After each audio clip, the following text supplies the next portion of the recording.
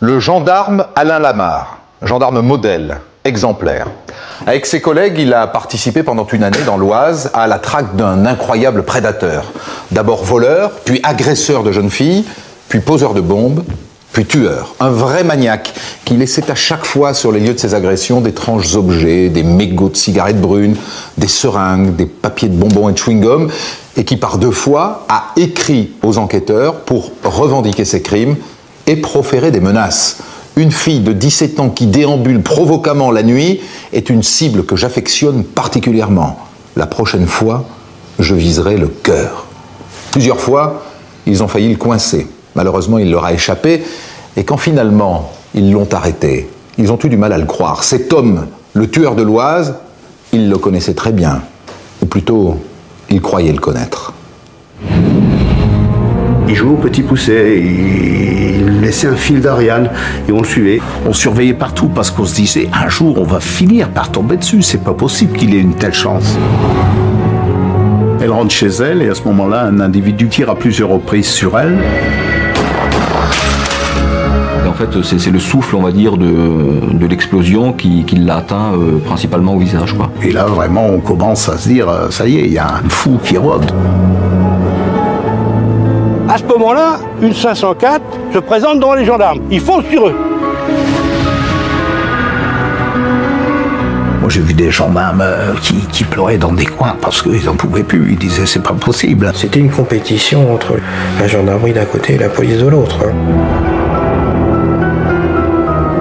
Vous avez de la chance. Si vous ne m'aviez pas mis les menottes, je vous aurais descendu.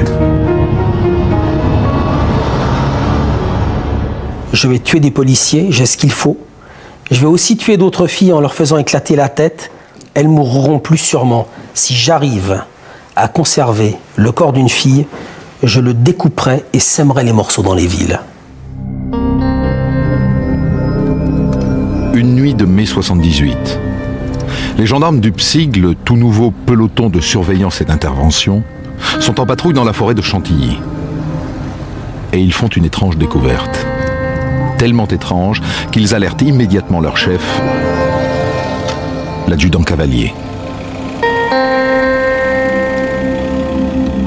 Une équipe du PSIG découvre dans un chemin de terre au carrefour des Ripailles une 504. Un véhicule abandonné, le pare-brise est cassé, la lunette arrière est cassée, brisée apparemment un coup de feu. Croyant à une affaire de banditisme, les gendarmes alertent l'antenne de police judiciaire de Creil qui, à l'époque, est en général chargée de ce type de dossier dans l'Oise. C'est la nuit, je suis de permanence, c'est l'adjudant Cavalier, et qui me fait savoir qu'il y a quelque chose de particulier au carrefour des Ripailles. On ne sait pas trop quoi, une voiture abandonnée, des coups de feu, de la poudre d'or, enfin... Donc je me pose pas de questions, je saute dans mon jean et je vais sur place. On découvre dans ce véhicule des cordages comme si quelqu'un avait été attaché sur le siège passager, des mégots de gitane blanche, une seringue hypodermique ayant contenu un produit, on ne sait pas quoi, une poudre blanche.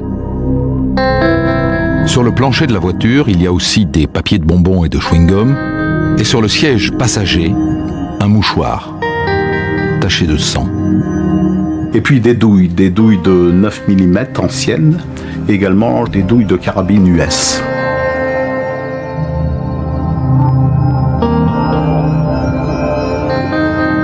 Tout cela intrigue beaucoup la trentaine de gendarmes et de policiers accourus sur les lieux.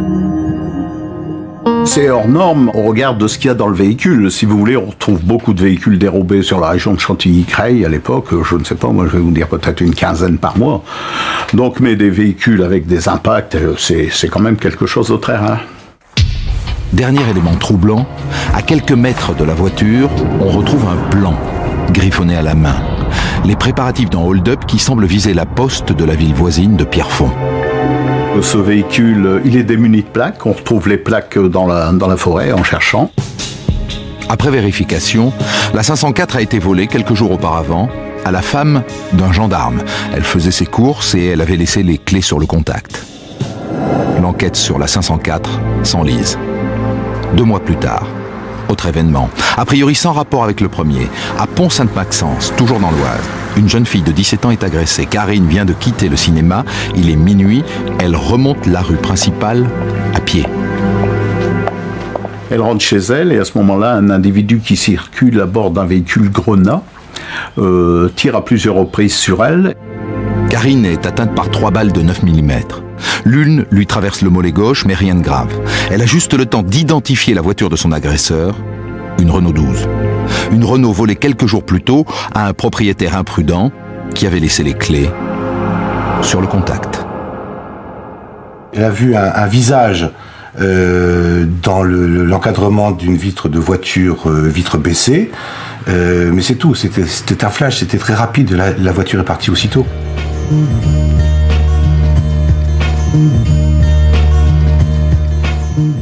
Daniel Neveu, à l'époque, vous êtes inspecteur à la police judiciaire de Creil. Est-ce que vous faites un rapport entre la découverte de la 504 au carrefour des Ripailles, avec les impacts, et l'agression dont est victime Karine? Non, il n'y a pas de rapprochement qui est fait à cette époque-là, non. Pourquoi? Parce que les Ripailles et Pont-Sainte-Maxence, où se passe l'agression de Karine, ce sont déjà des lieux très distants. La police judiciaire est saisie de l'affaire dite des Ripailles, mais elle n'est pas saisie de l'agression sur Karine. Donc le rapprochement n'est pas faisable, en fait. Techniquement, il n'est pas possible. Non. Ce sont les gendarmes qui travaillent sur l'affaire de Karine. Absolument. Et vous passez pas les dossiers, quoi? Non, c'est une agression qui peut être un petit règlement de compte local, on ne sait pas trop, donc il n'y a pas lieu, si vous voulez, de s'y attacher particulièrement.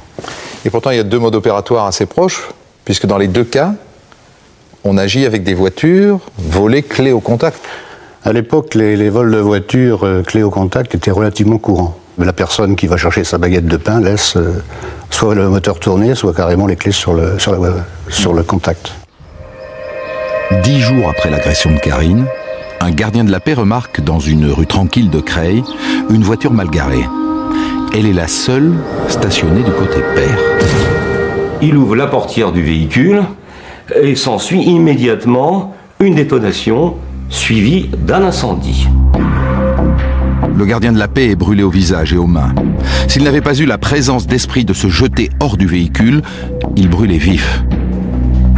La voiture, une R12 Grenat, était piégée. Le système est simple, c'est un fil qui est relié à un plafonnier en l'occurrence latéral. Ce fil est relié à un détonateur. Celui qui a fait ce montage tout à fait artisanal d'ailleurs, bon, il a utilisé, disons, ce qu'on appelle du désherbant mélangé à du potassium. Les policiers découvrent que la R12 a été volée 1 mois et demi plus tôt à un certain Martial Doucet, agriculteur, dans l'Aisne. J'avais laissé ma voiture avec la clé dessus, et puis tout d'un seul coup, quand je me suis retourné, hop, ma voiture elle est partie. J'ai vu la gomme monter dedans et partir.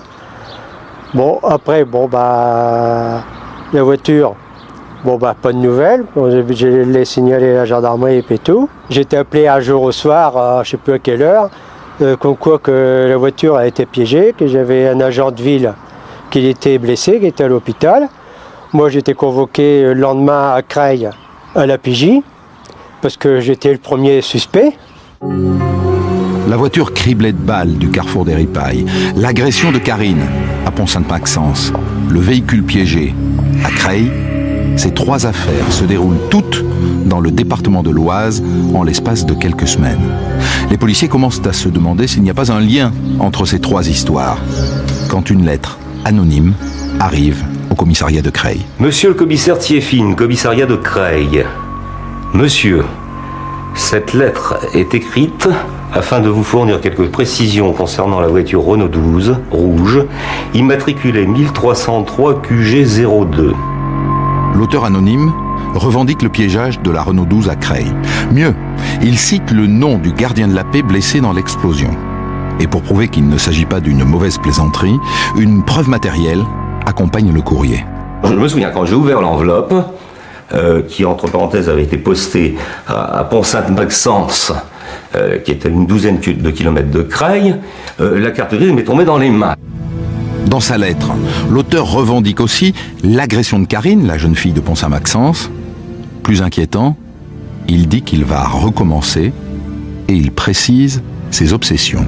Une fille de 17 ans qui déambule provocamment la nuit est une cible que j'affectionne particulièrement. Karine me connaît, mais elle ne saura jamais faire le rapprochement. La fois prochaine, je viserai le cœur et non pas les jambes. Pour elle, c'était une source d'interrogation sans limite. Je le connais, mais je ne ferai pas le rapprochement. On peut pas vivre sereinement avec une telle question. La lettre n'évoque pas la 504 retrouvée au carrefour des Ripailles. Mais, très vite, les policiers de la PJ de Creil font le lien avec cette troisième affaire, grâce aux empreintes digitales. Les empreintes qui sont retrouvées sur la voiture volée découverte à Creil correspondent aux empreintes relevées sur la 504 du carrefour des Ripailles. Donc il nous fait en quelque sorte la synthèse de ces trois affaires. Ça nous permet de les relier. Les derniers mots de la lettre ne laissent en tout cas aucun doute. Son auteur veut être pris très au sérieux.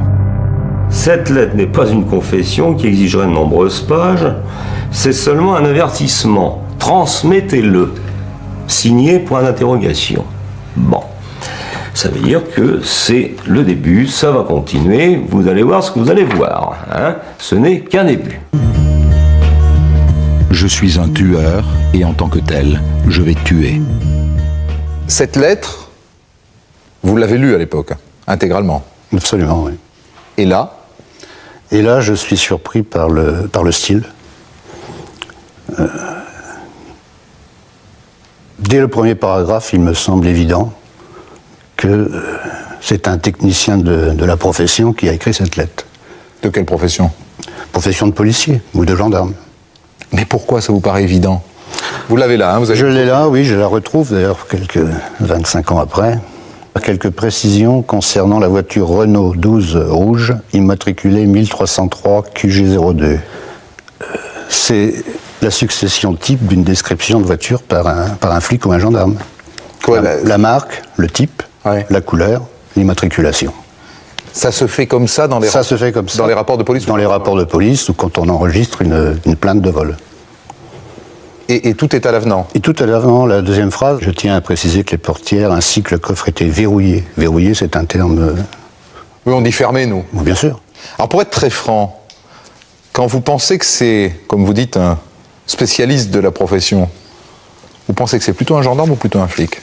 Puisque vous en êtes à l'intuition, là.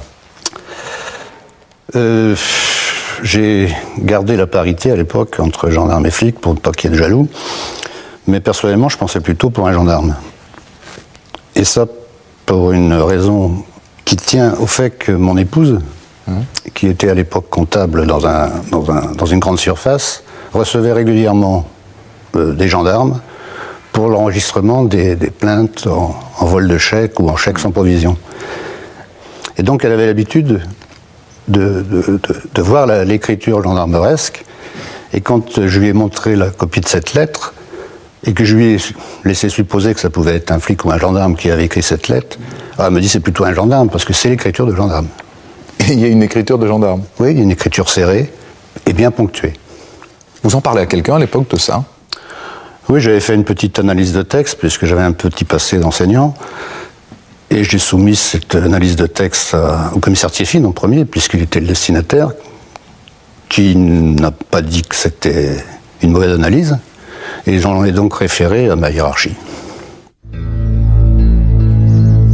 L'inspecteur Neveu en parle aussi à quelques-uns de ses collègues, policiers à Creil.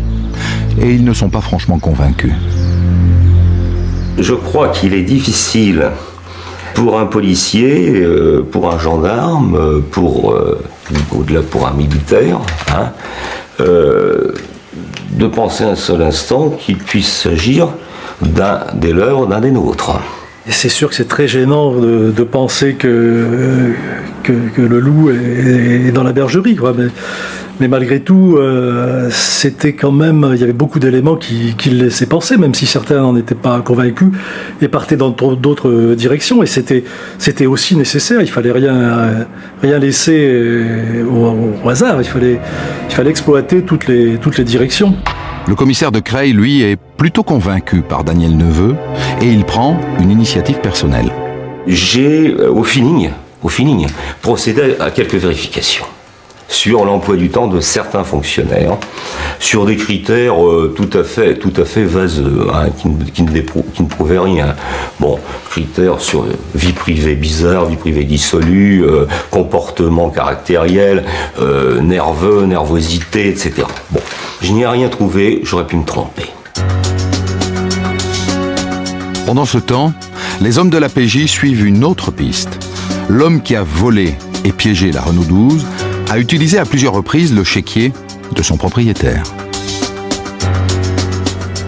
Il a utilisé mes chéquiers pour pouvoir faire le plein des voitures. Et puis en même temps, il s'est acheté des habits, un peu toutes sortes, du champagne aussi.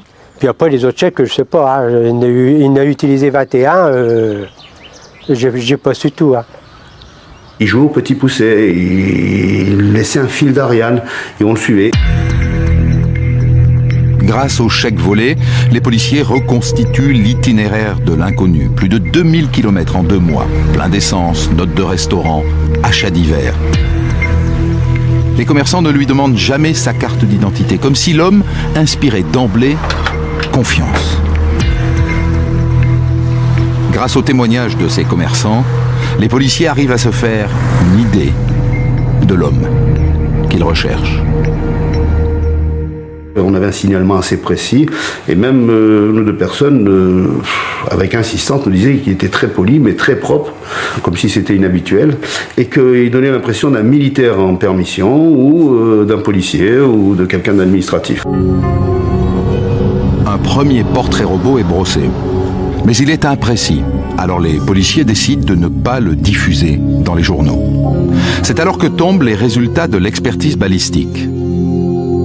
L'arme qui a tiré sur Karine à Pont-Saint-Maxence est un pistolet Beretta calibre 9 mm court.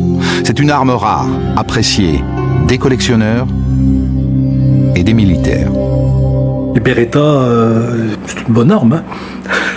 Mais à l'époque, c'est vrai qu'il n'y avait pas beaucoup de 9 cours Beretta qui circulaient même dans le milieu du banditisme. À l'époque, Ivan Stefanovic est journaliste à l'agence France-Presse. Dès le début, il s'est passionné pour cette affaire au point d'écouter les radios des policiers 24 heures sur 24. J'ai fait venir un système du Japon pour les écouter, des scanners sous mon lit pour les écouter. J'ai les scanners dans ma voiture et Donc vous écoutez leur radio? Oui, mais à l'époque les gendarmes cryptent, mais avec des militaires amis à moi, j'ai fait un système, une grille pour décrypter le message. Voilà, donc c'est tout en clair. Donc vous les entendez parler de l'affaire, les uns et les autres? Oui. Tous les deux vous donnent des informations? Ils parlent librement? Je parle avec tout le monde, parce que je me balade la nuit, c'est mon travail, je me balade le jour, je vais dans les brigades, etc., et dans les commissariats et à la PJ, oui. Est-ce que, dans ces affaires-là, policiers et gendarmes collaborent ou pas? Ils collaborent, oui et non. Je veux dire qu'il y a toujours la traditionnelle guéguerre, mais souvent, je vais dire... incité en sous-main par les chefs, mais sur le terrain, bien souvent, ça se passe très bien entre policiers et gendarmes. Vous, à ce moment-là, vous pressentez que ça va devenir une grosse histoire? Ah bah, au moment où la lettre arrive, c'est une bombe atomique. Hein. Dans les 3 mois qui suivent la lettre anonyme, il ne se passe rien, malgré les menaces de son auteur. Je suis un tueur et en tant que tel, je vais tuer. Mais rien.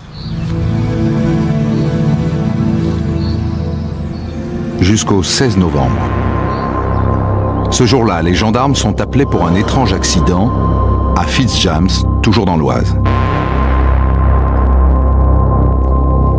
Une jeune femme de 20 ans rentrait chez elle à vélo.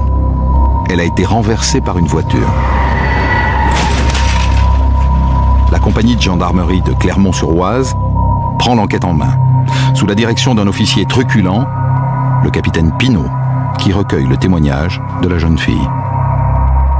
La voiture la bouscule, mais pas trop fort, elle n'est pas venue à grande vitesse, elle l'a bousculée au point de la descendre sur le parking de la gare d'Ory-la-Ville.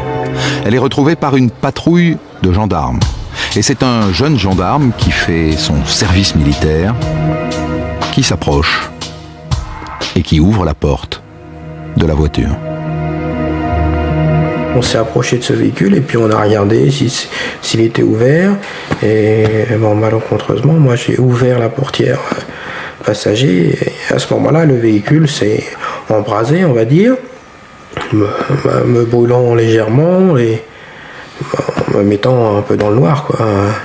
C'était une patrouille de nuit, donc j'étais habillé très chaudement avec en plus treillis, rangers, 3/4. Donc tout ça, ça m'a protégé. Il n'y a que mes mains et mon visage qui ont souffert, quoi, de l'explosion. Jean-Louis Alisier effectuait lui aussi son service militaire au sein de la brigade de Chantilly. Il reste très marqué par ce qui est arrivé à son copain.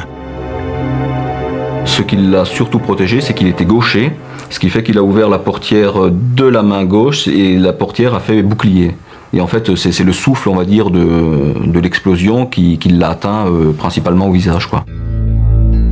Les blessures sont spectaculaires mais sans gravité. Brûlure au 1er degré seulement.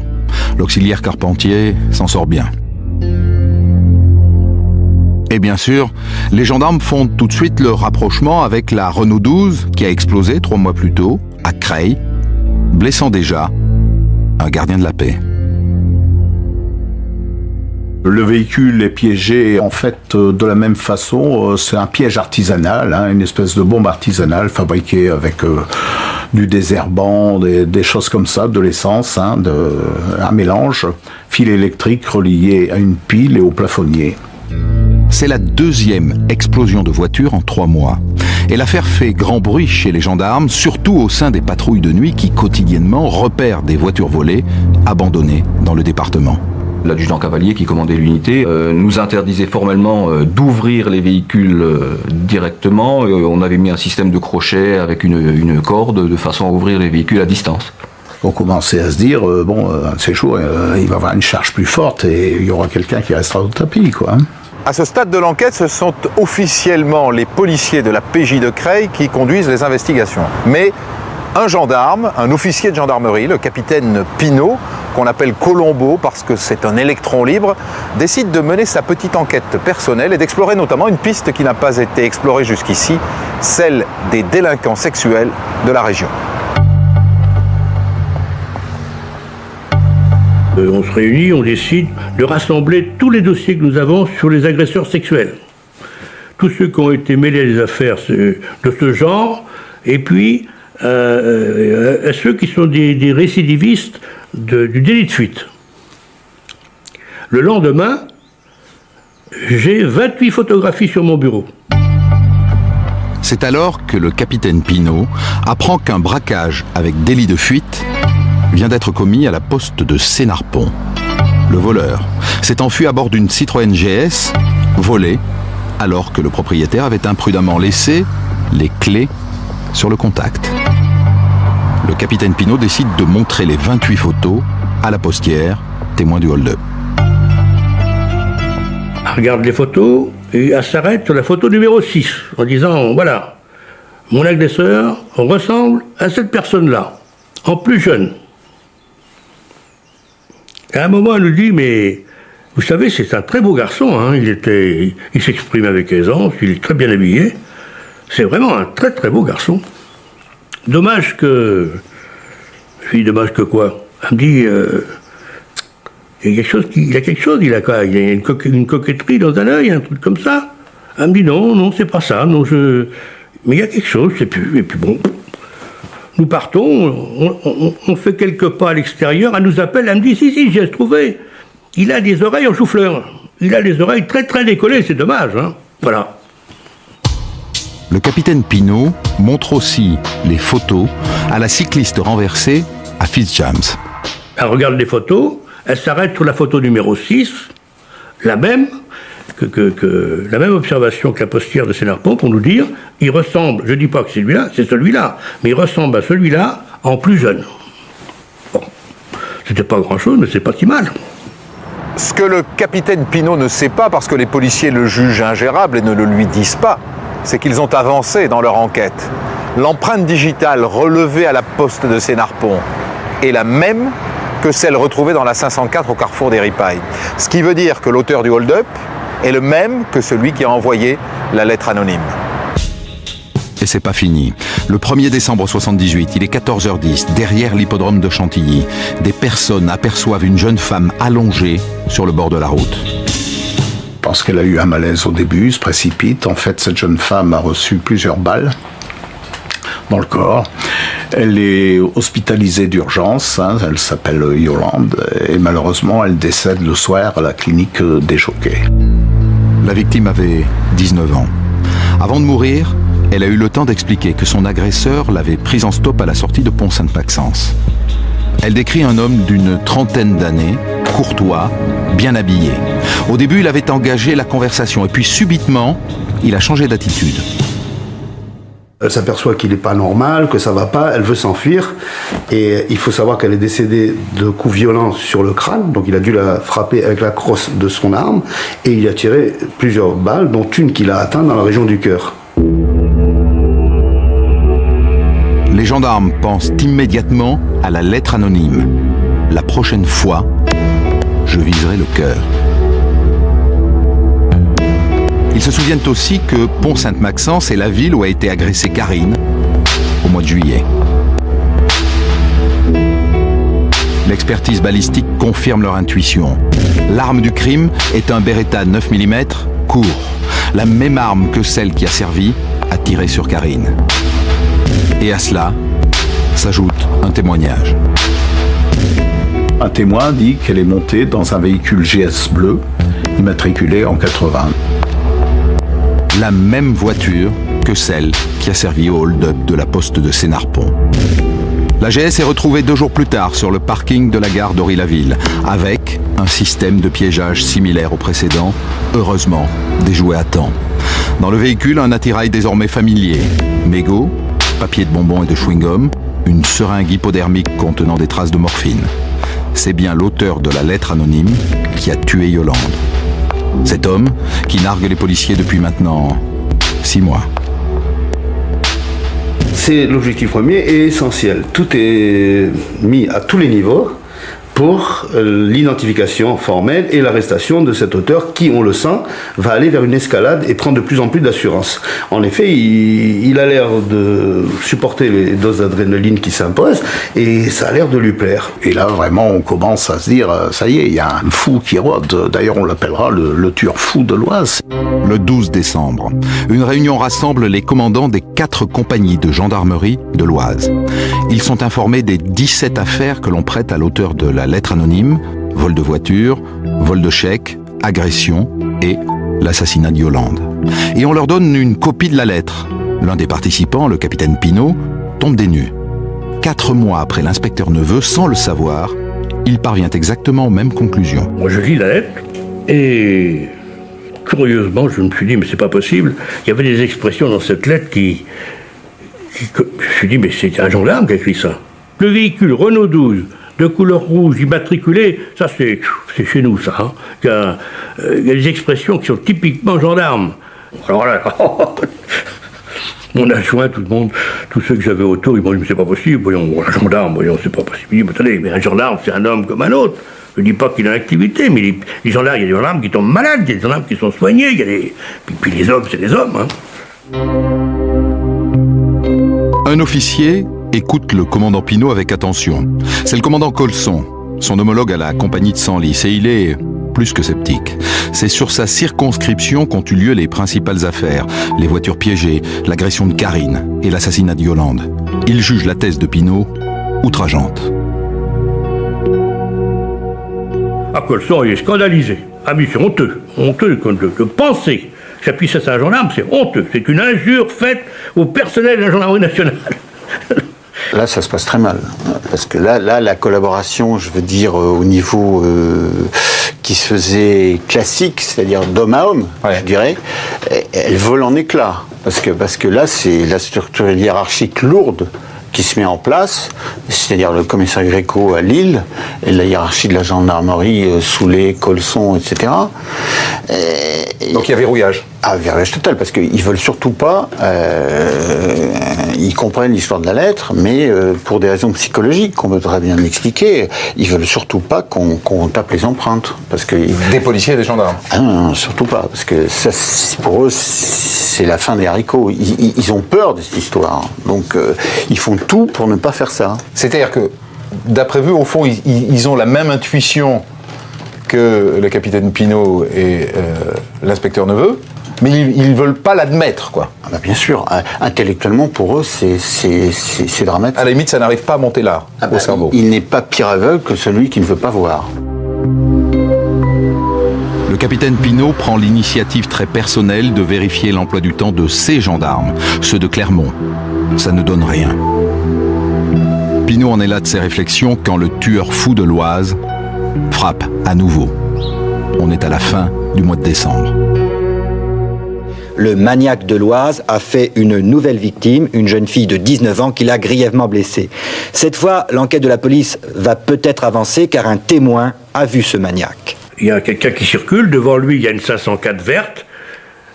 Soudain il voit la porte avant droite, une porte droite qui s'ouvre, et puis il y a quelque chose qui tombe sur le bas-côté de la chaussée. La 504 est déjà loin quand le témoin arrive au niveau du corps.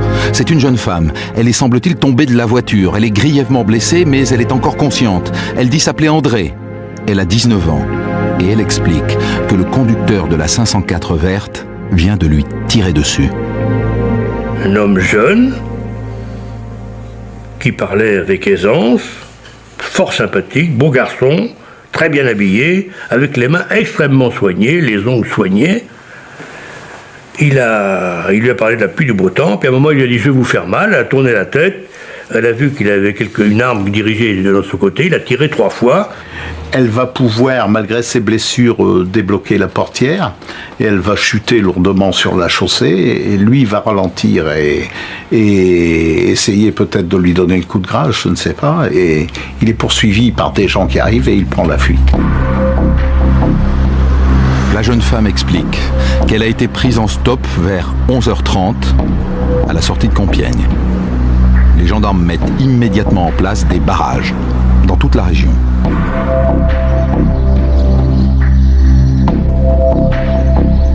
Mais ça ne donne rien. En début d'après-midi, au lieu de lever le dispositif de barrage, ils décident au contraire de maintenir les barrages en place. Et à 14h30, sur l'un de ces barrages, positionné sur ce pont, bingo. À ce moment-là, une 504 verte se présente devant les gendarmes qui l'invitent à s'arrêter. Ils foncent sur eux. La 504 prend la fuite. Par radio, une estafette de gendarmerie est envoyée à sa rencontre. Dès qu'il l'aperçoit, le conducteur de la 504 fait demi-tour. Une course-poursuite s'engage. Des terrassiers qui travaillent au bord de la route nationale sont témoins de la scène. On a vu passer une voiture à très grande vitesse, juste devant nous, quoi. Très vite, oui. Et c'est même étonnant qu'il a pu passer ce virage qui est juste après, là. Tout de suite après, peut-être 3 ou 4 minutes après, les gendarmes qui passaient derrière.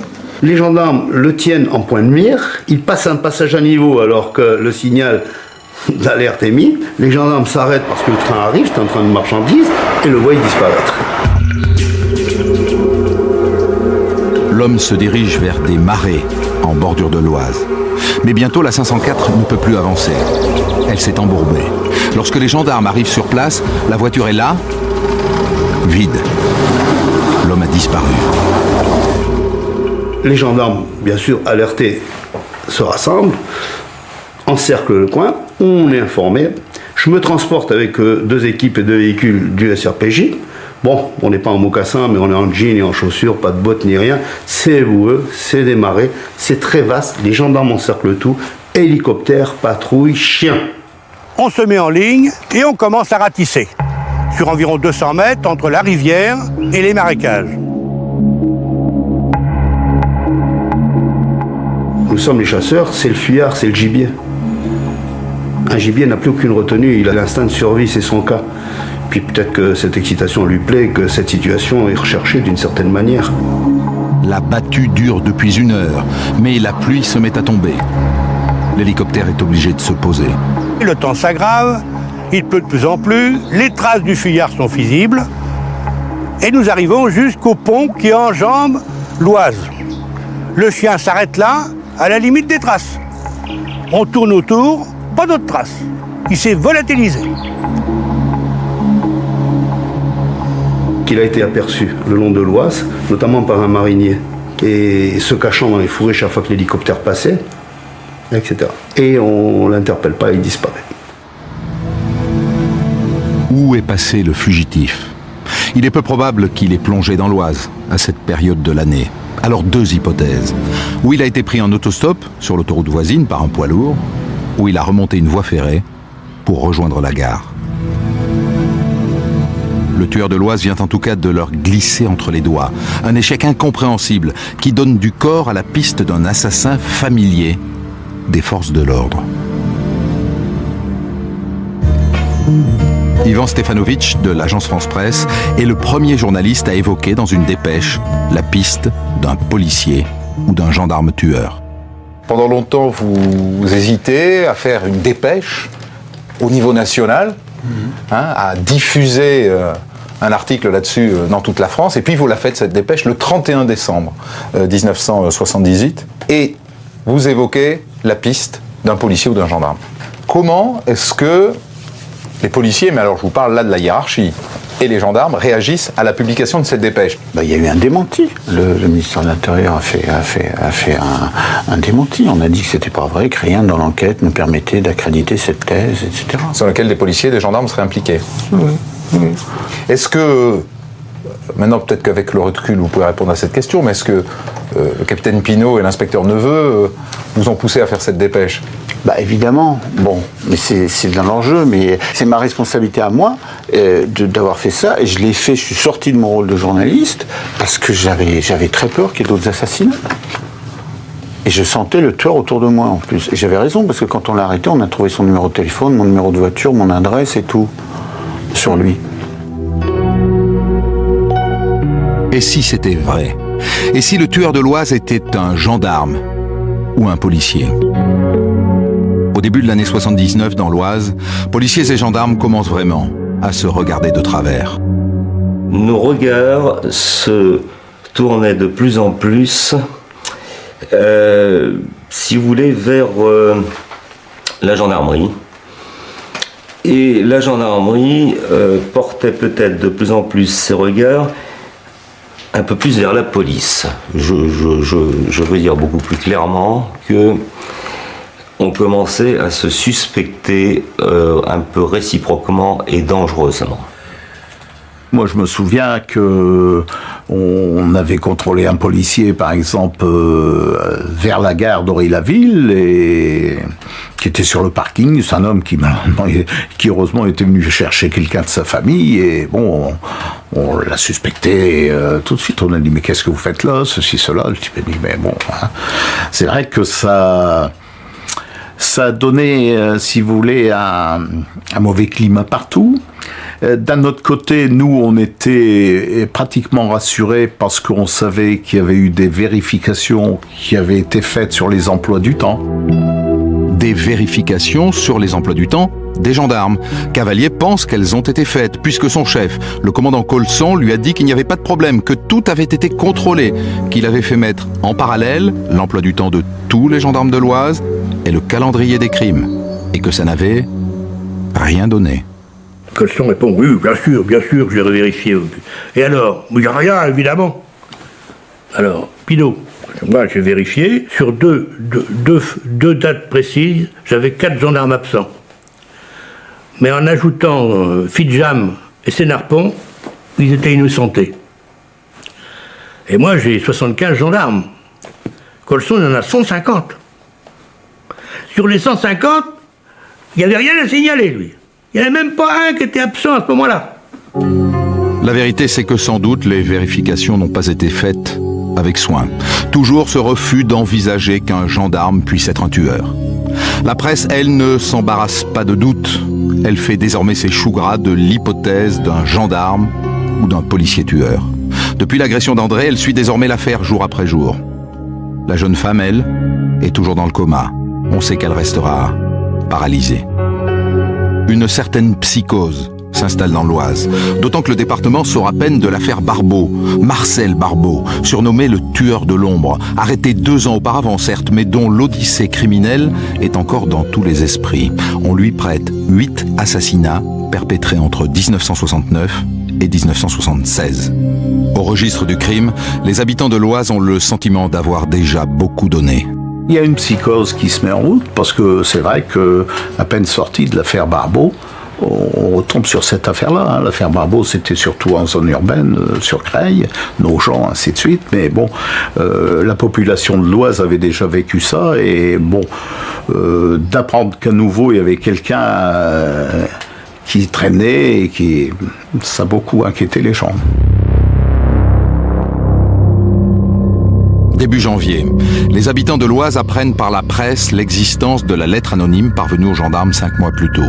Ils découvrent aussi dans les journaux le portrait robot du conducteur de la 504, car André est sorti du coma et elle a décrit son agresseur. C'est un homme très soigné de sa personne, les cheveux bruns, portant un blouson d'aviateur. Voilà à quoi ressemble le tueur, selon André.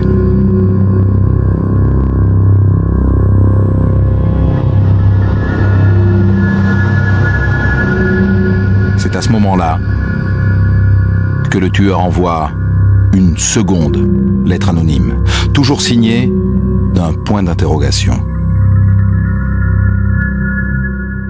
La seconde lettre anonyme, Dominique, vous l'avez en main. Comme la première fois, il commence par revendiquer ses méfaits. Alors effectivement, il revendique ses crimes et ici il fait référence à André, la jeune femme qu'il a agressée 10 jours auparavant et sur laquelle il a tiré avec une arme à feu et qui va rester paralysée. Alors il écrit sur la fille de Crépy en Valois, c'est elle, j'ai tiré 3 fois dont une balle dans le dos. Elle demeurait consciente et continuait à me parler, disant que ça lui faisait mal et me demandait si elle n'allait pas mourir. Elle m'a semblé très jeune et gentille, mais elle mourra sans doute malgré sa survie provisoire. C'est d'un cynisme. Alors, il fait référence aussi à la course-poursuite, parce que ce soir-là, il était poursuivi par toutes les polices et toutes les gendarmeries du coin, et il écrit « Vendredi 29 décembre, vous m'avez éprouvé physiquement, car je suis resté caché dans les marais, très tard dans la nuit, sale et trempé, transi par le froid, traqué, méfiant, et vous allez payer cette journée-là. » Alors, il continue à revendiquer ses crimes très clairement, même puisqu'il fait référence au meurtre de Yolande, qu'on lui prêtait déjà, mais là, il confirme, et il dit « Elle et celle de Chantilly ont réussi à ouvrir la portière et à sauter, je ne les ai pas poussées. » Ensuite, il cherche en quelque sorte à brouiller les pistes, c'est ça, hein ? 2 fois dans cette lettre. Il invente l'histoire d'une femme qu'il a aimée, il part d'un amour unique et total. Son nom et son prénom pourraient vous conduire jusqu'à moi aussi, je préfère les taire. Elle a été tuée par un chauffard. Donc ça donne une piste, ça, aux enquêteurs. Oui, qui vont perdre du temps à vérifier, mais en fait, c'est pas vrai. Et puis l'autre fausse piste, eh bien, il écrit « J'ai combattu contre des Africains, j'en ai tué 2. J'ai utilisé des engins incendiaires. » On pense à un ancien militaire qui se serait battu en Afrique du Nord, donc on va chercher. Et là encore, on ne trouvera rien pour cause, ça n'est pas vrai. Et c'est l'objectif. Ensuite, il menace dans cette lettre, comme il l'avait fait dans la première lettre. Des menaces terribles. Alors, ça va crescendo. Je veux détruire et tuer au hasard jusqu'à ce que je sois tué. Jusqu'à maintenant, j'ai été gentil, mais méfiez-vous de l'animal traqué et blessé, il peut devenir très dangereux. Je n'ai rien à perdre et je vais le prouver. Un peu plus loin, je suis habitué au sang et à l'horreur et je vais vous en faire profiter. Et puis celle-ci, je vais tuer des policiers, j'ai ce qu'il faut. Je vais aussi tuer d'autres filles en leur faisant éclater la tête. Elles mourront plus sûrement. Si j'arrive à conserver le corps d'une fille, je le découperai et sèmerai les morceaux dans les villes.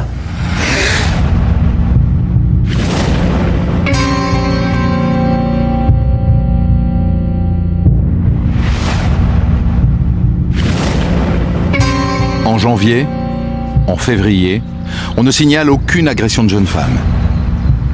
Mais le tueur continue de voler des voitures. 5 vols en 2 mois, dans la Somme et dans l'Oise. Et à chaque fois, les propriétaires avaient laissé les clés sur le contact.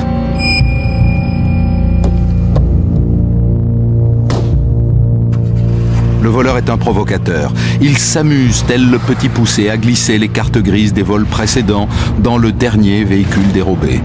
Les policiers et les gendarmes ont le tourné. Toutes les voitures volées, clés au tableau de bord, dans les 3 départements, on donne l'alerte aussitôt. Hein? Alors là, on va avoir à un moment, on cherche 160 voitures. Les escroqueries chez les commerçants continuent. À partir de la fin janvier, le criminel signe son parcours avec une nouvelle série de chèques volés. Restaurants, hôtels, pompistes. Le tueur de l'Oise mène ses adversaires par le bout du nez en traçant un itinéraire sans queue ni tête. Il roule énormément. D'ailleurs, dans certains cas, il a opéré dans la Seine-et-Marne, il a opéré dans le 78, donc dans la Seine-et-Oise, dans le 95, dans l'Eure, à Gisors, dans des restaurants à gauche ou à droite, un peu partout. Et grâce à ces chèques, on l'a suivi partout, pratiquement, enfin partout où il est passé, mais on arrivait toujours en retard, on avait toujours un temps de retard. Où est-il encore? Qu'a-t-il fait? Il est allé chez un fleuriste, il est allé chez un garagiste, il est allé chez un charcutier, mais c'est n'importe quoi. Hein, au risque de se faire prendre. Pourquoi? Pour acheter un bouquet de fleurs, enfin tout de même. Hein, bon. Et alors tout cela, ça devenait irritant et agaçant, bien sûr. Ridiculisés, humiliés, les policiers et les gendarmes doivent vérifier toutes les pistes. Dès qu'un délit survient, on pense immédiatement au tueur de l'Oise. Et l'enquête part dans tous les sens. J'ai été procédé à des investigations sur dénonciation, ça c'est classique dans ce genre d'affaires. On a tout eu, on a eu des graphologues amateurs, on a eu des spirites, on a eu des voyants, et puis une multitude de dénonciations. Là, les vérifications des dénonciations occupaient souvent un groupe entier. Hein. Au début du mois de mars, l'enquête n'a pas avancé d'un pouce. Le tueur de l'Oise balade ses poursuivants. Et l'enquête devient une course de vitesse entre la police et la gendarmerie. Chacun veut arrêter le tueur en premier. Nous, on se disait, on va l'avoir un jour ou l'autre. On multipliait les patrouilles, les gens de repos disaient, bon, on va aller avec vous, on va faire ça, tiens, on va faire ça. Si on se mettait là, on surveillait partout parce qu'on se disait, un jour, on va finir par tomber dessus. C'est pas possible qu'il ait une telle chance. C'était une compétition entre les deux unités, quoi. La gendarmerie d'un côté et la police de l'autre. Hein. C'est vraiment ce qu'on ressentait étant sur place, quoi. Hein. C'était la compétition avant tout. À la mi-mars, le tueur de l'Oise est toujours dans la nature. Mais à trop vouloir narguer la police, il prend des risques, jusqu'à voler à Rambouillet, toujours selon la même méthode, la voiture d'un notable. Monsieur Gors, qui est ancien ministre, qui est maire de Boulogne-Billancourt et qui faisait des courses avec son épouse à Rambouillet et dont la voiture a disparu le matin même alors qu'il avait laissé les clés sur le tableau de bord. Sur l'autoroute du Nord, à quelques kilomètres de la ville de Senlis, la luxueuse voiture volée par le tueur de l'Oise tombe en panne. C'est une grosse voiture équipée d'un téléphone, ce qui était rare à l'époque. Alors il va casser l'antenne du téléphone pour ne pas être repéré. Et des CRS vont intervenir pour l'aider. Et lui, tout bonnement, va dire « Je suis le fils de Monsieur Gors, le ministre. » Et bien sûr, je ne vais pas dire qu'on lui déroule le tapis, mais à ce moment-là, on lui dit bah, « On va s'occuper de vous, comme on ferait pour un autre usager d'ailleurs. Hein. » Les CRS appellent une voiture de dépannage qui arrive sur les lieux une demi-heure plus tard. Ça doit être une courroie ou quelque chose comme ça qui est cassé. Le dépanneur lui dit bon, montez avec moi dans le camion, le ramène. Et arrivé là, il va demander où sont les toilettes. Le garagiste lui dit c'est là-bas dans le coin. Et là, il se sauve. Et 200 mètres plus loin, le dépanneur le voit. On le voit partir dans une GS marron volée précédemment et signalée, recherchée. Alors là, on n'a jamais eu d'explication. Je ne l'ai pas aujourd'hui, je ne l'avais pas à cette époque-là. ça a été qu'il allait tomber en panne là, que le véhicule allait être remorqué dans ce garage, qu'il aurait précédemment en conséquence mis un véhicule à proximité, aurait-il provoqué la panne?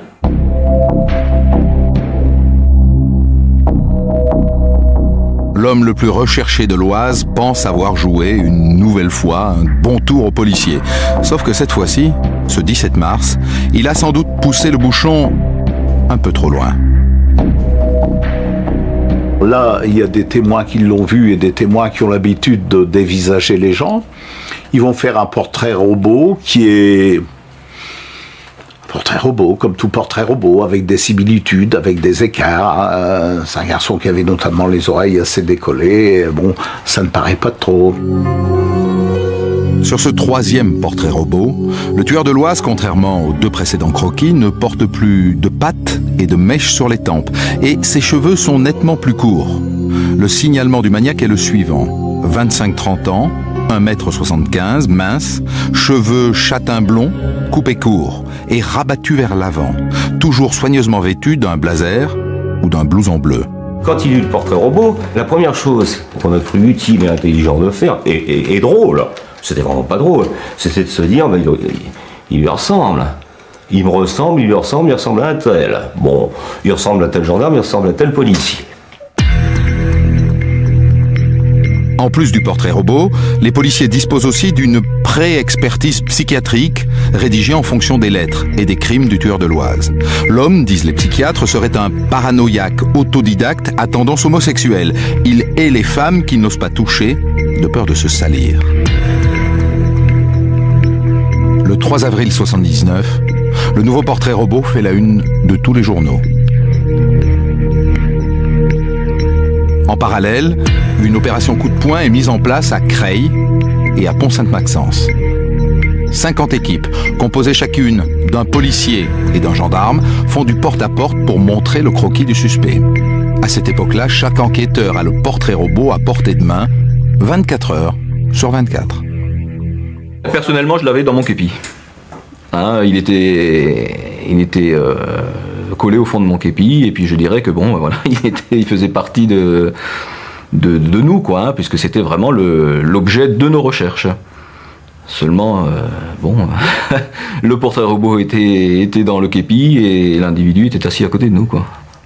À partir de ce moment-là, l'étau se resserre. On est très près du but. Et dans la tête des enquêteurs, le portrait robot très précis et recoupé dont ils disposent maintenant va croiser une vieille idée qui trotte dans l'esprit de beaucoup depuis le début de cette affaire.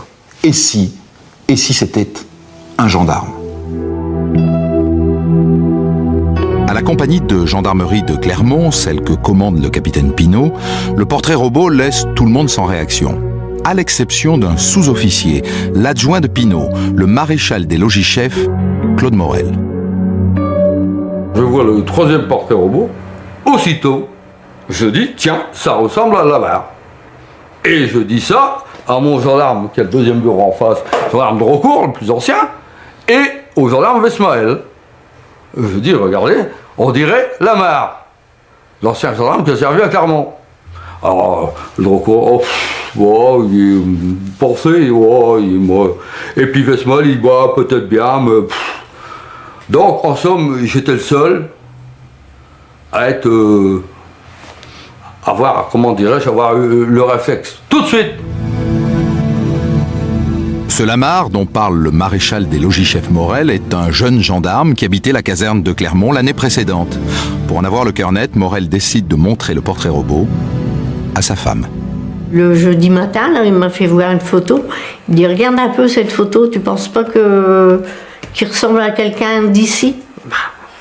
Je dis, c'est Lamar, ça. Je dis, c'est le petit jeune qui habite au-dessus de la salle d'études.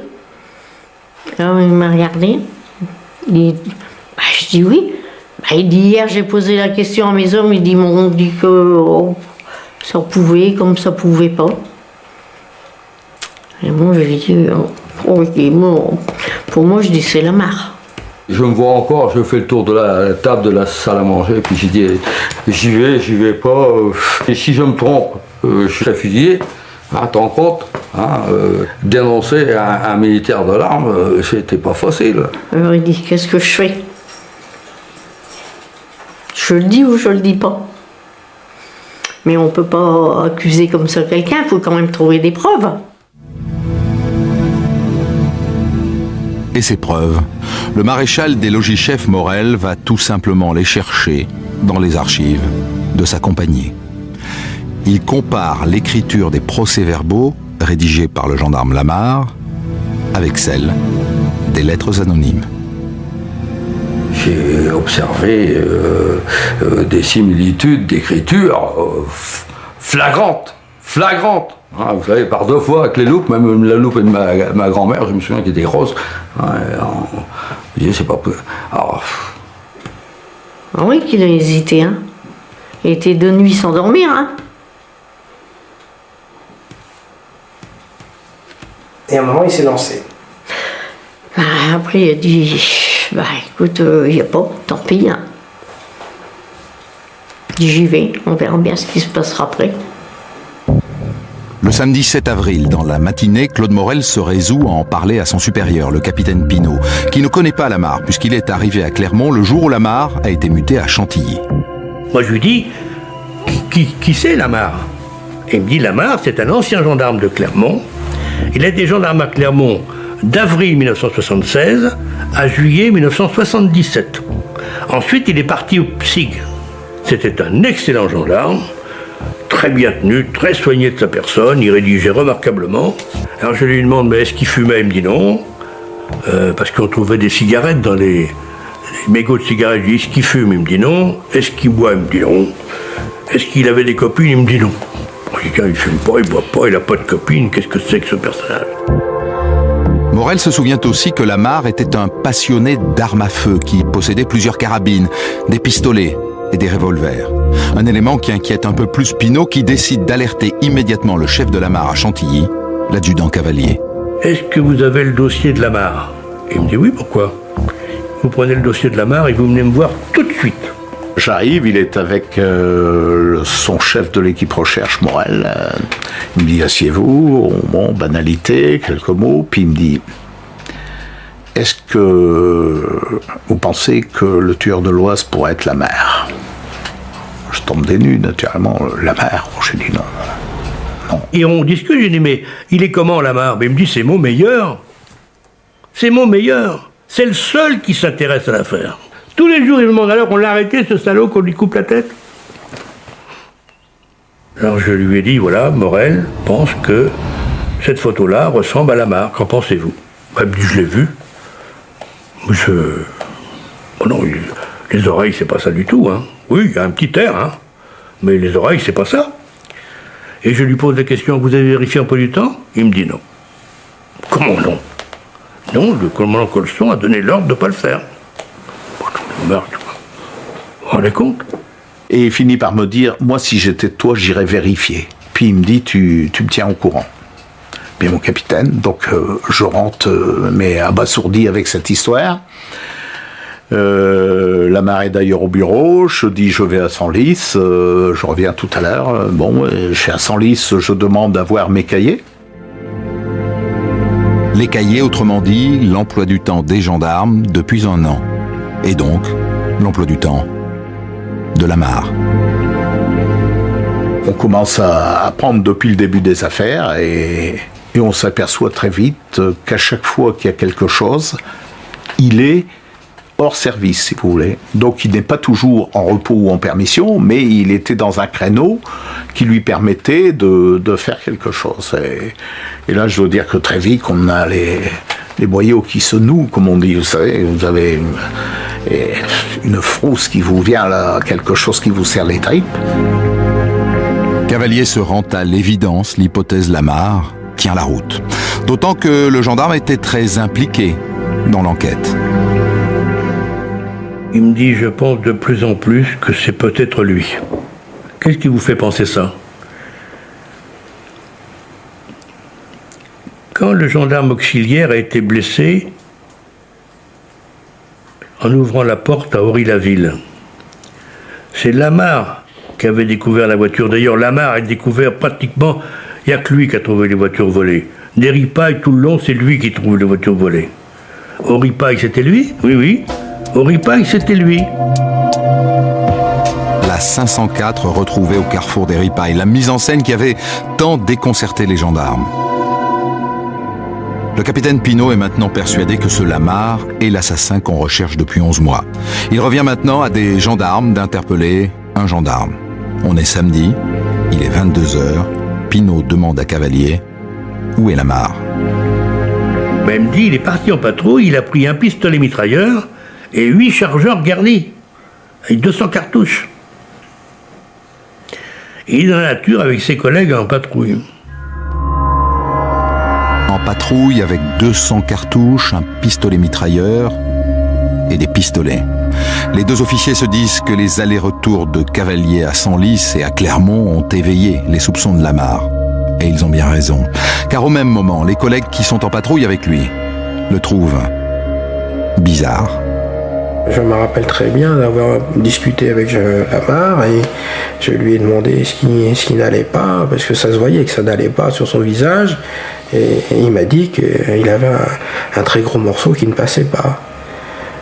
Et il n'était pas dans un état habituel. Hein. Ça, j'en suis convaincu. C'est-à-dire nerveux, anxieux? Non, c'est le visage qui était sombre, quoi. Il parlait moins que d'habitude, renfermé, très renfermé sur lui lors de cette patrouille. Et exceptionnellement, lors de cette patrouille, il nous a demandé de prendre le pistolet mitrailleur à l'avant du véhicule, chargé, et avec les chargeurs de rechange. Il faut trouver un moyen d'interpeller Lamarre en douceur. Cavalier a alerté son chef, le commandant Colson.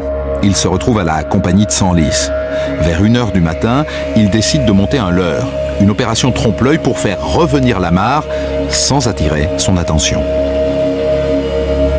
On décide de rappeler toutes les patrouilles, de faire revenir à nous toutes les unités extérieures pour une opération sur un camp de gitans, je ne sais plus. Enfin, on leur dit retour immédiat.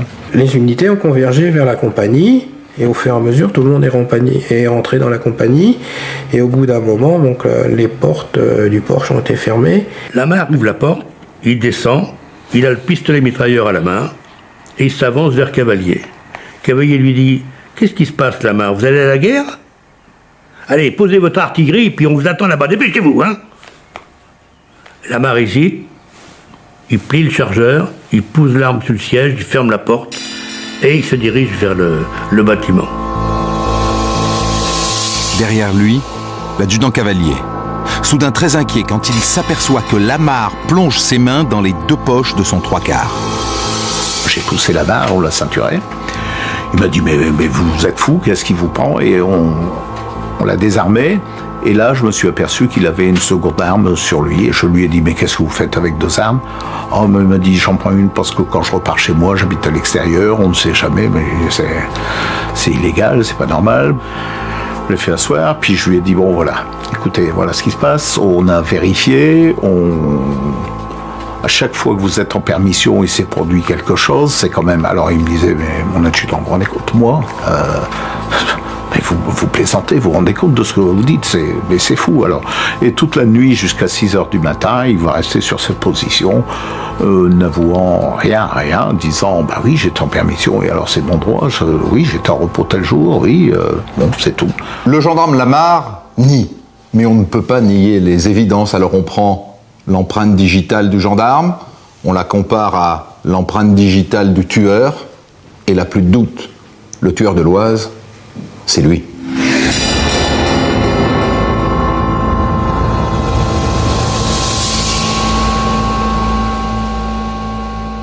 Je suis appelé par mon patron qui me dit vous vous rendez à la compagnie de gendarmerie où l'auteur a été interpellé. Il s'agit d'un gendarme du PSIC. Ouf! Je dis ouf 3 fois. D'abord parce qu'il a été arrêté. Ensuite qu'on va pouvoir aboutir et clôturer. Ça c'est l'aboutissement. C'est le chasseur quand il dépouille sa bête. Et enfin, c'est pas un gars de chez nous. C'est médiocre ce que je dis, mais on y a tellement pensé fort qu'on s'est dit malgré tout ce qu'on a fait, si on passe à côté, on s'en remettra pas. Très honnêtement. Si avec ce qu'on avait fait, c'était un gars de chez nous ou un proche, on s'en remettait pas. Et en arrivant, j'arrive dans une compagnie bouleversée, c'est la nuit. L'auteur des faits, là, le gendarme, Lamar, est assis. Sympa, mignon, propre, net, enchaîné, avec 2 gars qui le gardent, et puis une ruche autour. On n'y croit pas. On n'y croit pas. D'ailleurs, c'était. Moi, j'ai vu des gendarmes qui pleuraient dans des coins parce qu'ils n'en pouvaient plus. Ils disaient c'est pas possible. Ils m'ont dit moi, je veux surtout pas le transférer ni y toucher parce que ça va mal terminer. Il y a même un gendarme en civil qui est arrivé, passé, et lui a dit carrément que c'était une honte. Il était la honte de la France et de la gendarmerie, que c'était, qui regrettait que c'était pas possible. Puis l'autre il le regardait presque d'un air hautain, malgré qu'il soit assis. Le dominant, c'était Lamar assis, pas les autres debout. C'était assez étrange.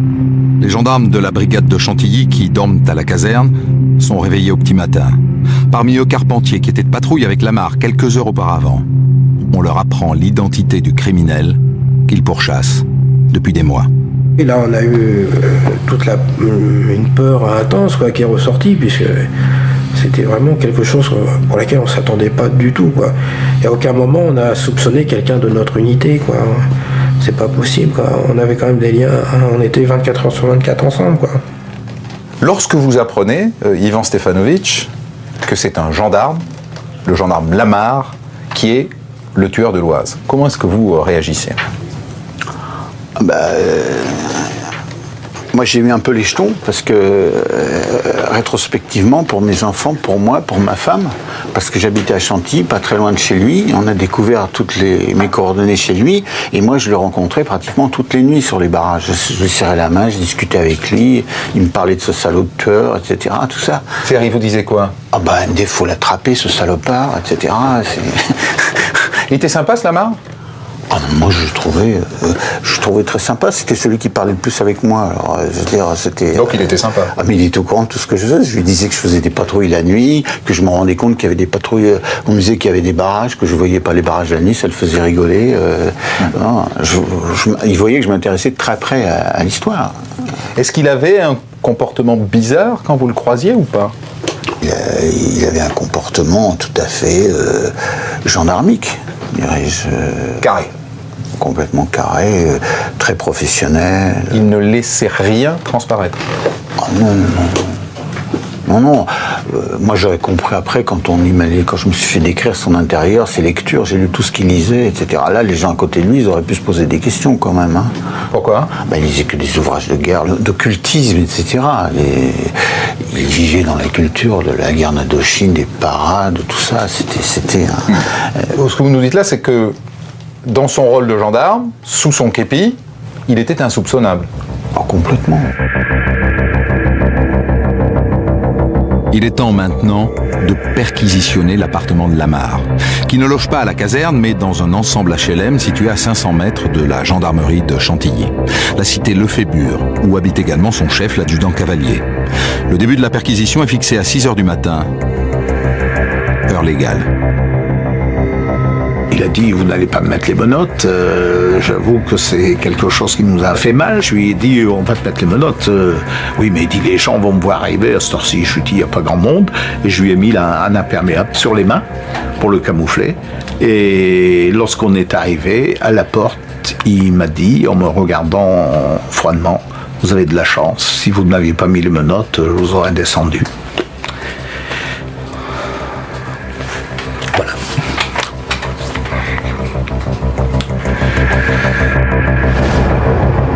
Les gendarmes pénètrent dans le 3 pièces d'Alain Lamar et tombent des nues. C'est la caverne d'Ali Baba en matière d'éléments de preuve matériels pour ce que nous recherchions. On a trouvé des traces de tout, il gardait des traces de tout. La salle de séjour rangée impeccablement, sa chambre, tout ça, salle de bain, rien à dire. Et puis il y a une chambre qui est fermée, on ouvre et là on comprend tout de suite, quoi. Si vous voulez, il y a une tente militaire qui est installée, qui est tirée avec des ficelles. Il y a des cartes à terre avec des boussoles, jumelles, des itinéraires de repli, ainsi de suite. On s'aperçoit qu'il a un deuxième monde, là. Et puis, bien sûr, Il y a les fusils, il y a des armes par-ci, par-là, il y a des cartouches, il y a des seringues hypodermiques, il y a des mégots de gitane blanche, des tas de choses qu'il disposait dans les véhicules. On retrouve des clés, on retrouve des papiers, des restants de chéquiers, des choses comme ça. Les gendarmes et les policiers trouvent aussi des photos de l'autopsie d'Yolande, la fille assassinée derrière l'hippodrome de Chantilly, ou bien encore des documents militaires volés à l'adjudant Cavalier. Un monde caché qui fait froid dans le dos. Lamarre, lui, sans dire un mot, assiste à la perquisition. Là, il change totalement. Il devient, c'est le masque, et il nous regarde d'une autre façon. Froid. Mais alors... je ne dirais pas libéré, parce que 2-3 fois, je l'ai surpris à sourire, regarder ses collègues avec un air de commisération.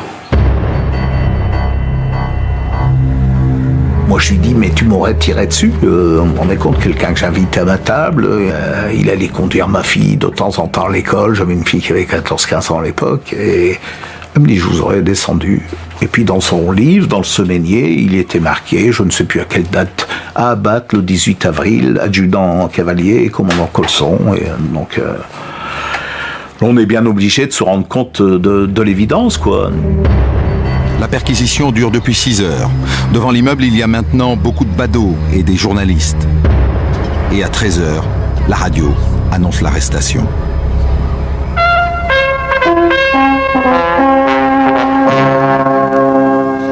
Le tueur de l'Oise a été arrêté. C'est un gendarme de Chantilly. Il a 23 ans. Il s'appelle Alain Lamarre. Il a tout avoué.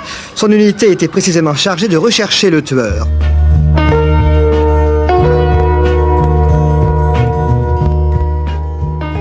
Alain Lamarre, il est né en 1956, dans le Nord, dans le Pas-de-Calais. Son père est un brigadier-chef dans les haras nationaux. Ça veut dire que c'est quelqu'un qui bouge beaucoup et qui emmène avec lui sa famille. Sa mère élève les enfants, 3 garçons, une fille. Lui, il est le numéro 3 de la famille. C'est un bon élève sans plus, un peu perturbé dans sa scolarité par les déménagements successifs de la famille. C'est quelque chose qu'il va avoir beaucoup de mal à supporter. Il passe un CAP de chaudronnier. En 1974, service militaire. Ça a été un bon soldat et il s'engage, il reste dans l'armée, il s'engage dans la gendarmerie. Il est affecté dans l'Oise, au PSIG. Le PSIG, ça veut dire le peloton de surveillance et d'intervention de la gendarmerie de Chantilly. C'est une unité qui fait du terrain, une unité musclée où on fait du saut de dessus. Il aime bien, il est physique, il fait du jogging, c'est un type costaud. Il y a quand même dans sa vie, à un moment, quelque chose que les psychiatres soulignent en disant on aurait dû s'intéresser un petit peu plus à ça. Il a mis le feu 2 fois, une fois à une réserve de paille et une autre fois à une réserve de bois. Et il a reçu des corrections physiques. De la part de ? De la part de son père. Et ça, les psychiatres disent que ces gestes qu'il a commis, être un incendiaire comme ça aussi jeune, c'était peut-être révélateur de quelque chose. Un signal qui aurait dû alerter ses parents. Alors quand les psychiatres lui posent cette question classique, est-ce qu'il a peur de la foule ? Quand il est dans les grands magasins, quand il prend les transports en commun, il a une réponse complètement déroutante, complètement à côté, décalée. Il dit « je préfère le bois ». Déjà pendant son enfance, sa mère lui reprochait d'aimer sortir la nuit. Ça, c'est un élément vraiment très perturbant de sa personnalité, parce que la plupart des enfants ont peur de sortir la nuit. Lui sortait la nuit, partait dans des forêts. Tous ses dessins et écrits, on va retrouver chez lui un grand cahier dans lequel il garde tout, sont à la gloire de l'armée. Il invente et perfectionne des modèles d'automitrailleuses. Enfin, tout tourne autour de l'armée. Il part camper seul en forêt avec sa tente, son treillis, son matériel militaire. Il aime dormir en forêt, seul dans sa tente, enfermé dans sa tête, à tel point que tout ça va exploser. Ce matin, à Chantilly, les policiers ont arrêté un homme, un gendarme de 23 ans. Il est immédiatement passé aux aveux. Depuis plusieurs mois, la police était... Il est environ 16 heures, ce dimanche 8 avril, quand s'achève la perquisition. Elle a duré près de 10 heures. Au pied de l'immeuble où habite Alain Lamarre, la foule est là, pressante. Quand il a fallu donc ressortir de l'immeuble, donc là c'était plus du tout la même configuration, puisque dehors il y avait une marée humaine. Comme dans le métro, quoi, aux heures de pointe, quoi. C'était bondé, les gens criaient, hurlaient, c'était vraiment l'émeute au bas de l'immeuble, les gens vraiment ont été en furie, quoi. C'était la bagarre, hein. Notamment il y avait un certain nombre de journalistes, il fallait se battre avec eux pour pouvoir passer. Lamar sort de l'immeuble, la tête recouverte d'un imperméable. Il est péniblement escorté par ses collègues. Manifestement, rien n'a été préparé pour son transfert jusqu'à la gendarmerie. Il y a une sorte d'apparition entourée de plusieurs gendarmes. Et puis il y a eu des huées, il y a eu des mouvements dans la foule, il y a eu des jets de pierre. Et puis très vite, la silhouette s'est engouffrée dans la voiture. La foule s'est massée, une foule énorme. Crachats, coups de pierre, tout ce qui... L'escorte prévue n'arrive même pas à prendre place dans la 504 gendarmerie. C'est un chef qui, lui, était là pour autre chose, qui se trouve propulsé au volant. On démarre. Dans une ambiance qui tourne à l'émeute, la voiture de gendarmerie quitte la cité Lefébure à tombeau ouvert. En cours de route, on est pourchassé par la presse. C'est une petite route, c'est le moment des jonquilles. Il y a des gens qui sont dans les champs un peu partout, des véhicules. À un certain moment, on a le deux-tons gyrophare, plein phare, naturellement, on roule assez vite. Et il y a un fourgon qui arrive, sauf nous on le voit pas, ce que je vous raconte, on le saura par la suite. On voit ce fourgon arriver et se serrer. Nous, on est passé et malheureusement, deux jeunes sur un cyclomoteur vont venir percuter le fourgon à l'arrêt et un des jeunes est projeté sur un véhicule de presse et il va malheureusement décéder sur place. Ça a été ça aussi le coup d'assommoir parce que c'est encore une conséquence de l'affaire d'Albin. Un nouveau drame, conséquence indirecte d'une arrestation réalisée dans la panique. Le jeune adolescent décédé s'appelle Gérard Bastien. Il a 14 ans. Depuis 26 ans, ses parents et sa sœur se battent pour faire reconnaître leur préjudice.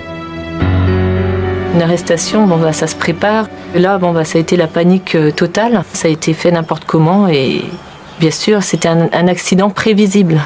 Maintenant, on nous dit que c'est un accident banal de la circulation et ça, on ne peut pas non plus l'admettre. Ce qu'on voudrait justement, c'est obtenir une reconnaissance des responsabilités. Et en l'occurrence, pour nous, c'est l'État. Donc la gendarmerie. La famille Bastien a aujourd'hui épuisé toutes les voies de recours. La responsabilité de la gendarmerie ne sera pas engagée dans le décès du jeune Gérard. Triste épilogue d'une folle arrestation qui mène finalement Lamar en cette fin de dimanche après-midi dans les locaux de la gendarmerie de Senlis. De 17h à minuit, il est interrogé par le juge d'instruction. Il avoue ses crimes, sans peine, méthodiquement. C'est alors que débarque un général de la gendarmerie venu exprès de Lille pour en quelque sorte laver le linge sale en famille. À peine arrivé, il demande à l'inspecteur Pelfort, présent sur les lieux, de quitter la pièce. Je dis non, il est sous notre responsabilité, je ne le quitterai pas d'une semaine jusqu'à ce qu'il soit déféré. Dès qu'il aura une mise à l'écrou, je ne le quitte pas, donc je suis resté là. Et il a demandé sa démission. Il n'a pas demandé, il a exigé, il a dit vous démissionnez, et le papier était prêt. Il allait y avoir procédure, etc., à cour d'assises et sous, c'est pas un gendarme qui serait jugé. C'est donc un Lamar démissionné de la gendarmerie qui est transféré à la prison d'Amiens. Inculpé d'assassinat, de tentative d'assassinat, de vol et d'escroquerie. Mais si Lamar a avoué les faits, il n'a en revanche rien dit sur ses motivations. Désormais, Lamar reste mutique. Il ne parlera plus. Jamais. Le lendemain, l'arrestation du tueur de l'Oise fait la une. Un gendarme assassin, le scandale est énorme. Les victimes sont elles aussi abasourdies. Karine, ça lui a encore apporté une dose de panique parce que c'est là qu'elle a su rétrospectivement que l'un des deux gendarmes qui était venu l'auditionner à la suite de l'agression dont elle avait été victime, c'était le gendarme en question. Et ce qui explique peut-être la phrase qu'il avait écrite « Karine me connaît, mais elle ne fera pas le rapprochement ». Effectivement, elle le connaissait puisqu'elle l'avait vu, c'était un gendarme, il était en uniforme. Être victime d'un voyou, être victime d'un agresseur qui est une personne lambda, très bien, mais un gendarme, c'est inimaginable pour tout citoyen, c'est inimaginable. Donc effectivement, ça a été un double choc de savoir qu'on avait retrouvé son agresseur. D'un côté, elle était contente, mais en même temps de savoir que c'était quelqu'un qui non seulement était gendarme, qui en plus avait participé à l'enquête, qui avait tout fait pour qu'on ne le trouve pas, ce qui paraît tout à fait logique de son point de vue, ça, elle a eu du mal à l'accepter. Il faut se mettre à la place des gendarmes. Ça fait 1 an qu'ils pourchassent un tueur en série, un maniaque. Et là, on leur dit que l'assassin est l'un de leurs collègues, et pas n'importe lequel, un collègue modèle qui a fait toute l'enquête à leur côté. Pour eux, le choc est double. Lamar, leur copain, est un tueur, un traître et un menteur, et ils apprennent qu'ils étaient les prochains sur sa liste.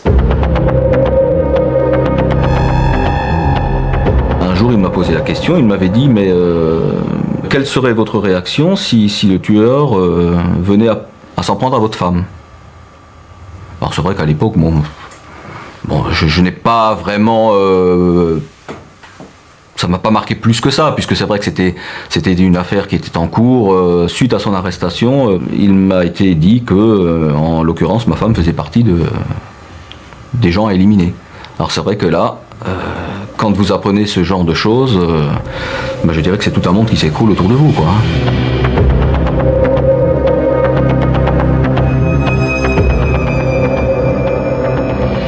Cette affaire-là, ça a été ressenti comme un drame familial. C'est comme si vous voulez, l'assassin, c'était un enfant de la maison. Ça a été ressenti comme ça. Non seulement à travers les gendarmes,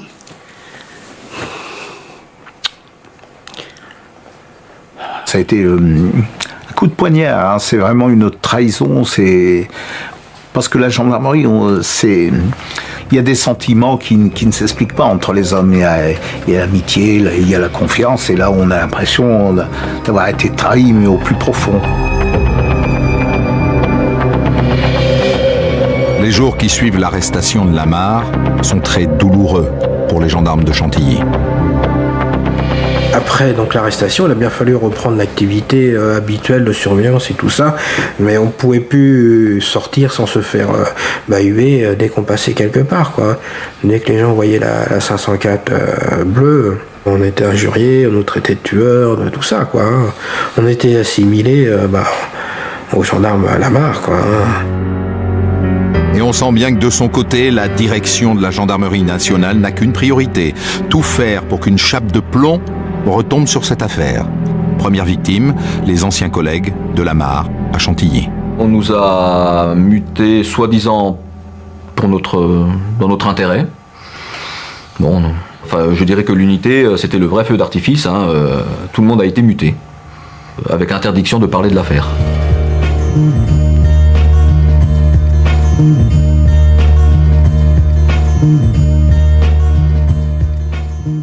Quand vous apprenez que le tueur de l'Oise, l'auteur de toutes ces agressions, l'homme après lequel vous courez depuis des années, est un gendarme, comme vous l'aviez pressenti dès réception de la première lettre de revendication, qu'est-ce que vous vous dites? Gâchis. C'est du gâchis. Et je me dis qu'effectivement, on aurait dû faire, comme on dit dans le jargon policier, fermer la porte, c'est-à-dire on aurait dû obligatoirement vérifier les empreintes de tous les policiers et gendarmes de l'Oise.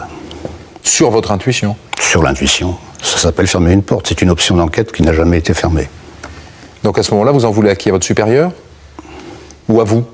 Parce que, est-ce que vous l'avez vraiment défendu, cette idée? Est-ce que vous avez glissé votre rapport et puis... Si le chef de service à Lille avait été un peu plus coopératif, je pense que l'affaire aurait pu se faire très facilement. Et vous, est-ce que vous avez assez défendu cette idée auprès de votre hiérarchie ou elle vous brûlait les doigts quand même un peu, non? Il faut de la loyauté dans ce métier vis-à-vis de la hiérarchie. Je pense que c'est peut-être mon défaut à l'époque. C'est-à-dire vous n'avez pas... Je n'ai sûrement pas suffisamment insisté. Non. Secouer un petit peu la hiérarchie? Absolument. Désormais, c'est une jeune juge d'instruction qui dirige l'enquête. Et d'emblée, elle bute sur une question essentielle. Lamar est-il un malade mental? Si la réponse est oui, alors il n'y aura pas de procès. Des experts sont consultés. Quelques mois après l'arrestation, une première expertise met en évidence une personnalité de structure paranoïaque, mais elle conclut que l'inculpé reste responsable de ses crimes. Il peut donc être jugé. En 1980, contre-expertise qui estime au contraire que Lamar était dément au moment des faits et penche donc pour l'irresponsabilité pénale. Pas de procès. Une troisième expertise fait marche arrière. Lamar est responsable, mais elle est annulée pour vice de forme. Quand on est victime et qu'on vous dit, ben voilà, il est responsable, mais il l'est plus, puis il l'est plus, la victime se pose des questions. Je m'étonnais que dans un même dossier, des experts qui ne sont par définition compétents et intelligents puissent dire blanc, noir ou le contraire de tout. En avril 82, 3 ans après l'arrestation de Lamar, la 4e et dernière expertise psychiatrique est sans appel. Lamar est irresponsable. Donc, il ne peut pas être jugé.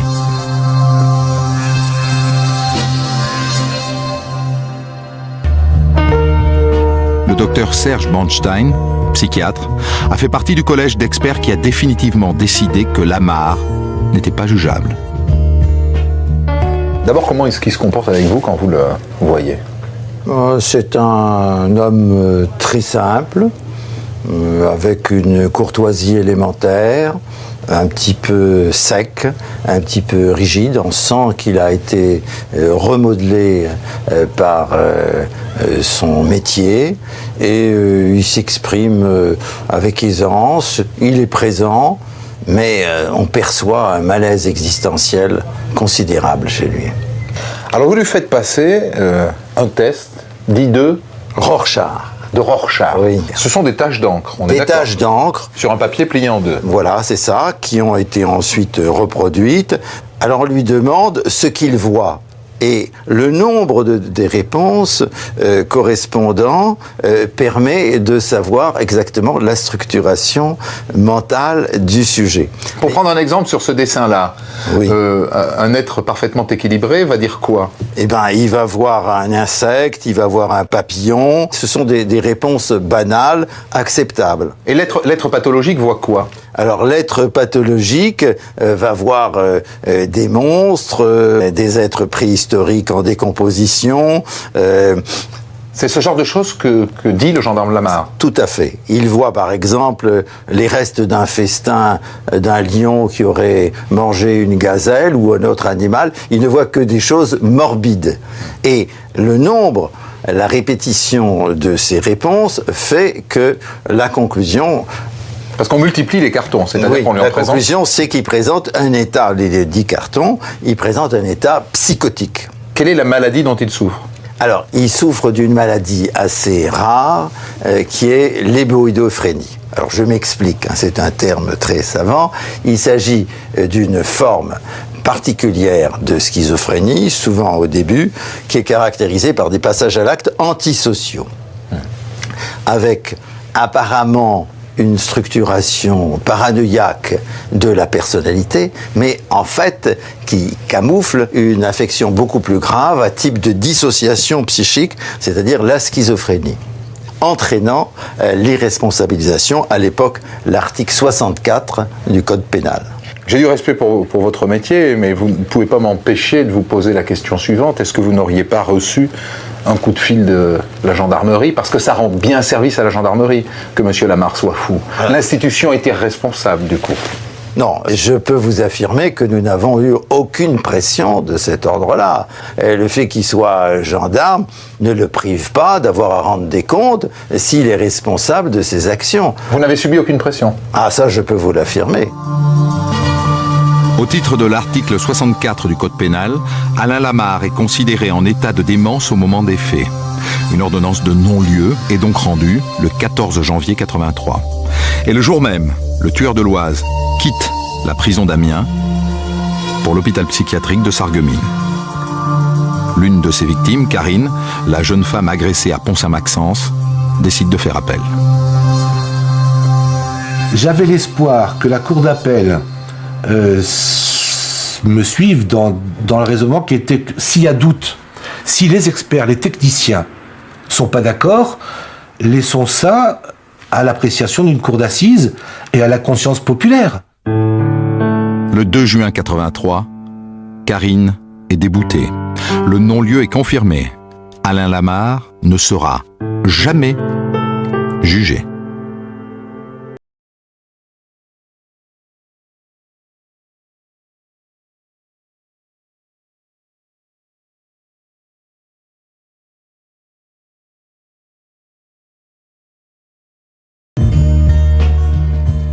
Au vu du dossier, au vu de ce qu'il a fait, est-ce qu'il y a un petit regret chez vous qu'il n'aille pas au procès, qu'on ne puisse pas lui poser publiquement des questions? Compte tenu des éléments fournis par les psychiatres, je suis en effet convaincue que c'est la bonne décision, même si elle ne fait pas plaisir à tout le monde. Et elle ne fait pas plaisir à tout le monde. J'imagine qu'on ne se prive pas de vous le dire à l'époque. À l'époque, j'ai fait l'objet de pressions assez importantes pour obtenir le renvoi de Lamarre devant la cour d'assises. Qu'est-ce qu'ils vous disent, les gens ? Notamment de ma hiérarchie, si je puis dire. Eh bien, les gens disent c'est un gendarme, par conséquent, il est couvert. C'est vrai que ça résonne comme ça. C'est vrai que quand on reçoit la décision, évidemment, on se dit, tiens, la gendarmerie a trouvé un moyen d'évacuer sa responsabilité. C'est un fou. Écoutez, je crois que Lamarre a réussi quelque part dans l'un de ses objectifs, qui était celui de montrer que la gendarmerie était incompétente et une partie de sa pathologie a été mise au service de cette démonstration. Dans cette affaire, vous, s'il fallait chercher des responsabilités autres que celle de Lamarre, qui a commis les faits, vous diriez quoi ? Qui est le principal responsable ? Le responsable des actes, non pas au sens pénal, hein, mais au sens moral du terme, c'est Lamarre. Mais dans le retard qu'il y a eu à l'arrêter, il y a en effet une responsabilité collective. En tout cas, une responsabilité du côté de la gendarmerie nationale. C'est incontestable. Lamarre aurait pu être arrêté bien plus tôt.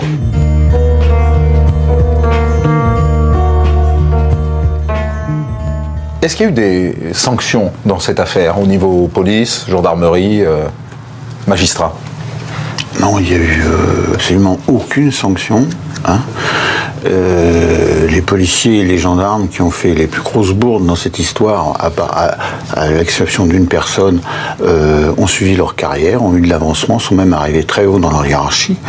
Les seuls qui ont eu des sanctions, je dirais pas des sanctions, qui ont eu des petits problèmes, un coup de frein sur leur carrière plutôt, c'est moi, le capitaine Pinault et l'inspecteur Daniel Neveu. Les trois qui avaient tout compris dans les autres ? Et c'est jamais bon d'avoir raison avant les autres. On a tort dans ce cas-là. Mais les hiérarques de la police et de la gendarmerie ? Rien. Aucun rien. Rien ne s'est passé. C'est un non-événement. Je me pose toujours des questions pour ne rien vous cacher. C'est sûr, c'est un psychopathe. C'est sûr, c'est un schizophrène. On ne peut pas, ça ne peut pas l'écarter. La question que je me pose toujours, mais comment on peut être dans cet état les jours de repos, de permission, et être apparemment normal quant au travail? C'est ça, c'est ça qui me demande toujours.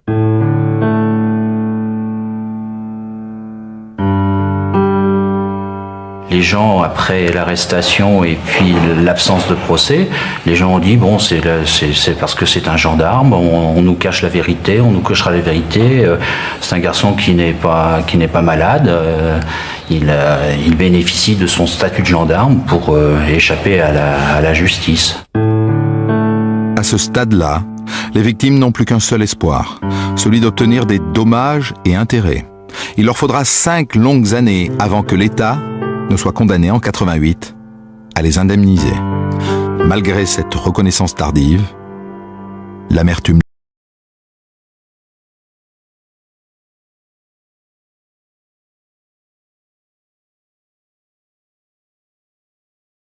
Aujourd'hui, Alain Lamarre est toujours en hôpital psychiatrique et il est toujours gendarme, puisqu'il était fou. Il n'était pas en mesure de démissionner et donc sa démission arrachée par le général de gendarmerie le jour de son arrestation a été annulée. Il a simplement été mis d'office à la retraite et il continue de toucher tous les mois sa pension de gendarme.